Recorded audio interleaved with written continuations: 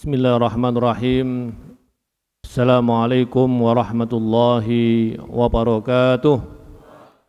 Abna'i at-talabah, kaifa halukum jami'an? Qala subhanallah, qala Rasulullah sallallahu alaihi wasallam, awwalu ma yuhasabu yaumal qiyamah as-shalah. Sesuatu yang akan dihisab, dihitung di hari kiamat, yang pertama adalah sholat. Mada? As-sholah. Dalam ayatnya Allah dengan tegas menyeru kita untuk mendirikan sholat. Bukan sekedar mengerjakan sholat, tapi mendirikan sholat. Abnai al-talabah, sholat ini menjadi ukuran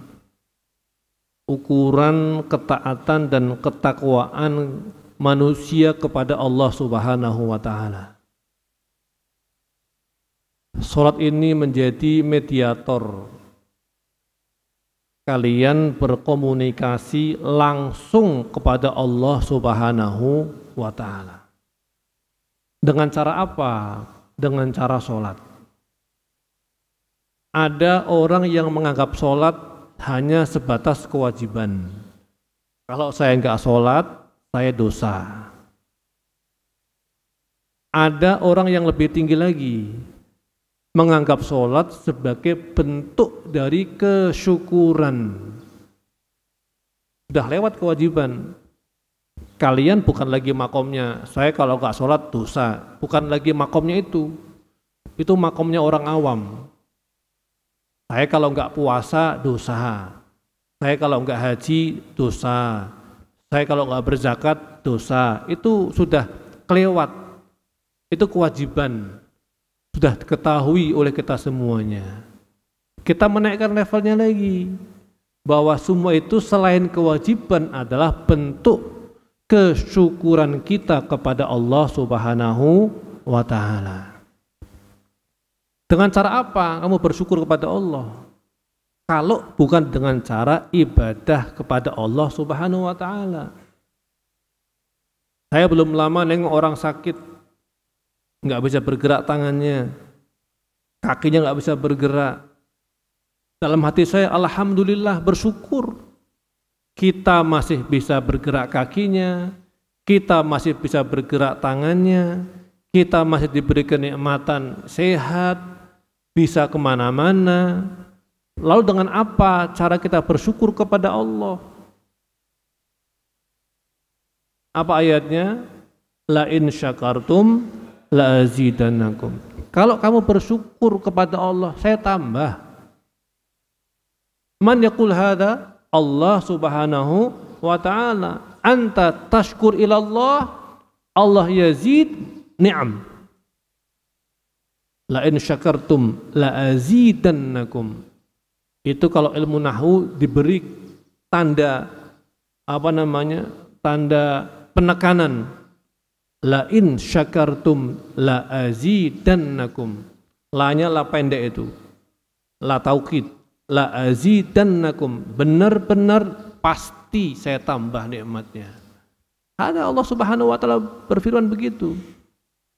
Jadi kita enggak ada pilihan lain. Kalau kita ingin, ya kan, nikmatnya ditambah oleh Allah Subhanahu wa ta'ala, bersyukur. Kamu bersyukur. Sekolah kamu ada yang bayarin orang tuamu, masih ada yang menengok, masih ada yang menelpon kamu. Bersyukur. Bersyukur kepada Allah, iya, dengan cara ibadahmu yang benar. Bersyukur kepada manusia bagaimana? Khususnya kepada orang tuamu. Orang tuamu itu kerja pagi, siang, sore, malam berdoa untuk kalian. Untuk siapa? Untuk kalian. Cara terima kasihnya gimana?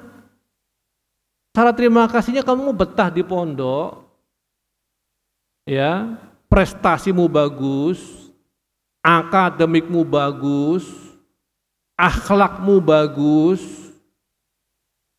ya, kamu sampai alumni di pondok ini, itu sudah sesuatu ucapan terima kasih kepada kedua orang tuamu. Maka yang utama dan pertama tadi, awwalu ma yuhasabu yaumal qiyamah as-shalah. Jangan kamu sepelekan.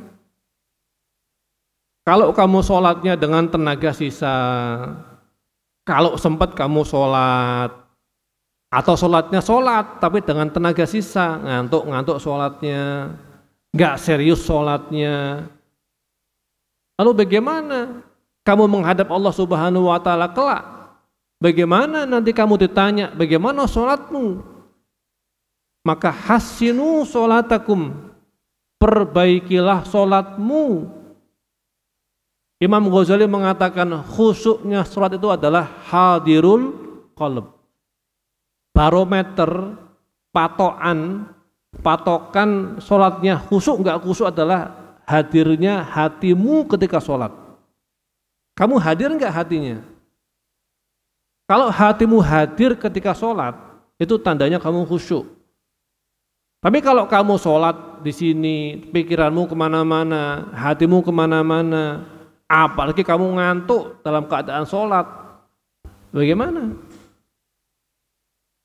Maka apapun keberhasilanmu, kalau sholatmu nggak benar, kamu sia-sia, percuma.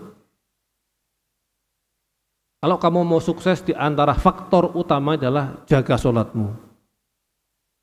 Apapun keadaannya, dimanapun kamu berada, sesibuk apapun, jaga sholatmu. Itu adalah salah satu kunci kesuksesanmu di dunia dan keselamatanmu nanti di akhirat. Wadih kalam, hadhihi sholah. Enggak ada tawar menawar.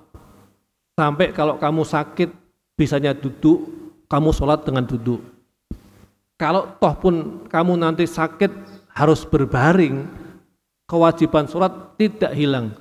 Kamu masih wajib sholat dalam keadaan berbaring.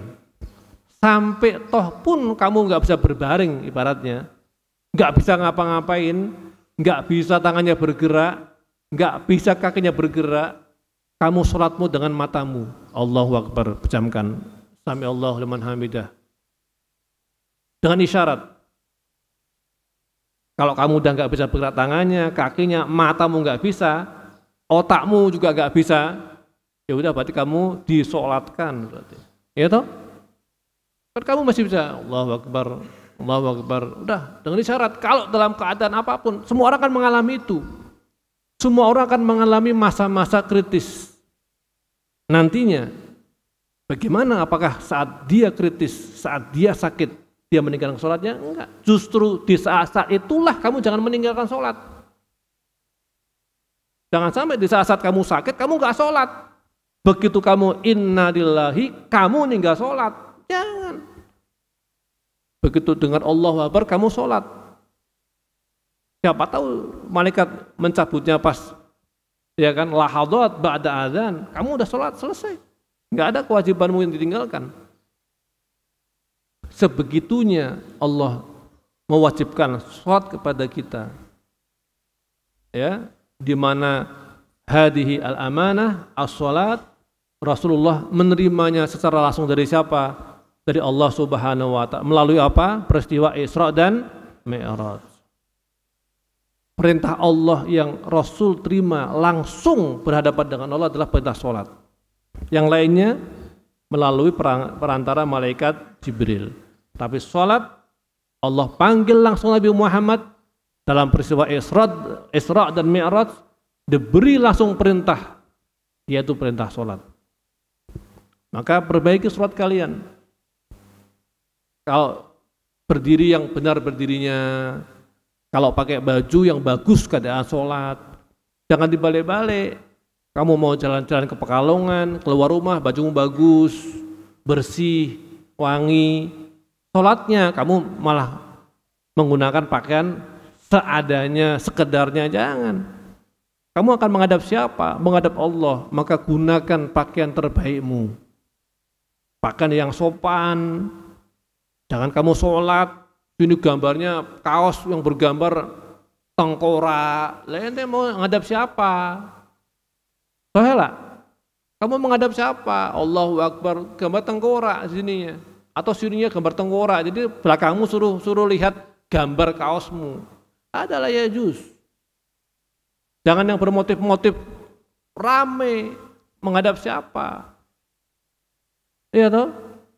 Atau kitabah-kitabah atau pakai peci diwalik ke belakang, peci ini apa namanya? Bukan peci, apa namanya? Topi. Topi kan ada ininya kan, apa namanya itu? Kanopinya begini kan, dibalik. Pakai peci. Sisiran yang rapi. Ya toh? Menghadap siapa? Menghadap Allah Subhanahu wa ta'ala. Kepentingan siapa? Kepentinganmu sendiri. Kalau kamu nggak sholat, nggak apa-apa. Allah nggak rugi kamu nggak sholat kok. Masih banyak yang sholat sama Allah. Masih banyak yang bersyukur. Kamu nggak sholat nggak apa-apa. Yang rugi kamu sendiri.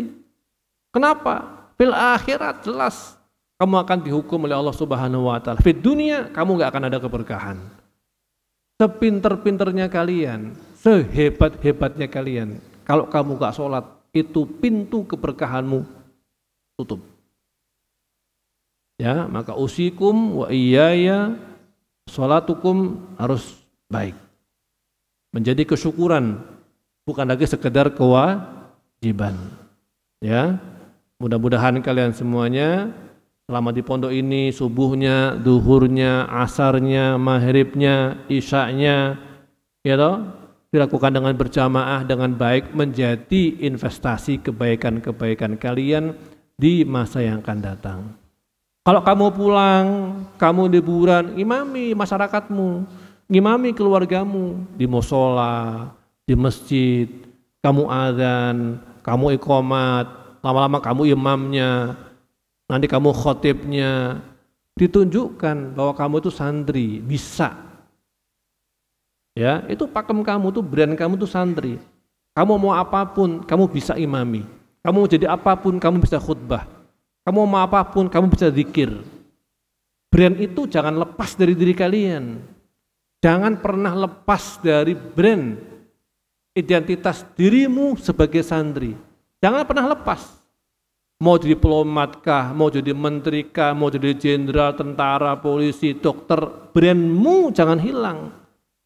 Ana tabib, lakin saya santri. Saya bisa ngaji, saya bisa sholat, imami sholat, saya bisa khutbah, ya toh? Saya bisa bahasa Arab, ulqi muhadharah. Jadi kamu dokter yang santri. Jadi jenderal begitu, jenderal yang santri. Jadi apapun kamu identitasmu tetap sebagai santri. Jangan pernah hilang atau menghilangkan jejak identitasmu sebagai santri. Bangga. Orang lain bangga kok dengan identitasnya dia. Masa kamu enggak bangga dengan santrimu? Kesantrianmu menjadi kebanggaanmu. Fakhur. Saya bangga dengan santri. Begitu. Jiwa kesantrianmu jangan pernah luntur. Kamu bangga dengan jiwa kesantrianmu.